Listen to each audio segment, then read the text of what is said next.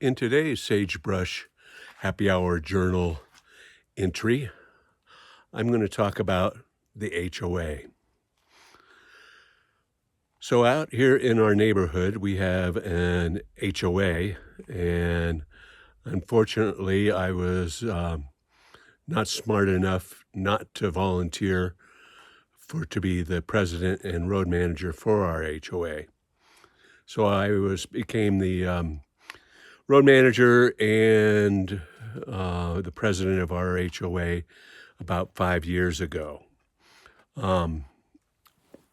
So this has been a volunteer position. It's taken up hundreds of hours, and I would not recommend it to anybody. And I've made friends, I've made enemies, I've been sued.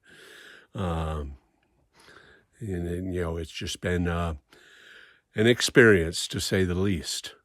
So today I was actually basically writing my resignation letter. I was smart enough at least to write into our bylaws that we'd have term limits. So I would be on my third 2-year term, and so I would basically be ineligible to run again for president of the HOA via term limits. So that's my easy out. So today I started to compose the letter, which is the notice of our annual meeting that lets people know when our annual meeting is. And of course, since COVID, we've been actually doing the annual meetings via Zoom, as are all meetings, I guess, nowadays. And so we'll probably be doing that again here on December 7th, which will be my day of freedom. And so today I basically wrote the letter that said that we need to elect a new president and road manager, as well as a new secretary and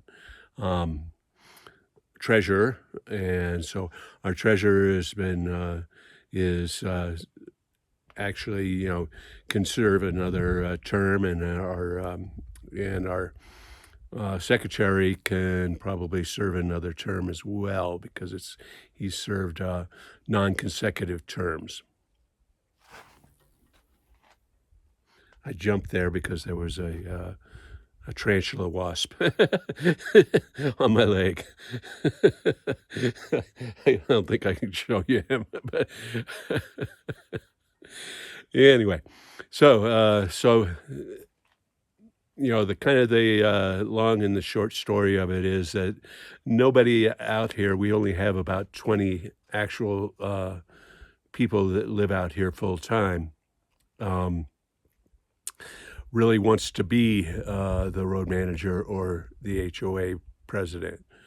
And so if we don't elect a new HOA president or board in general, it's the possibility is that the HOA would be ceded to the state, and then the state would appoint a management company, and then basically all of our road fees and HOA fees would go toward that management company rather than to our roads where they really need to be.